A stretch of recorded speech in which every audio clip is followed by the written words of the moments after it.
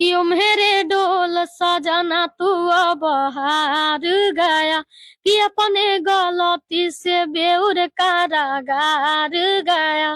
अरे पैसा बोना काम देतो, लोग बोना काम देतो, ले तो अब तोरा के बचाए, कि जइया बेला लेके अइबो तहिया तोरा गे देबो बोखरा छोड़ा, कि जइया बेला लेके अइबो तहिया तोरा गे देबो बोखरा छोड़ा। ओ मेरे डोल सजना तू अब हार गया, कि अपने गलती से बेउर कारागार गया। अरे पैसा बोना काम देतो, लोग बोना काम देतो, ले तो अब तोरा के बचाए, कि जइया बेला लेके अइबो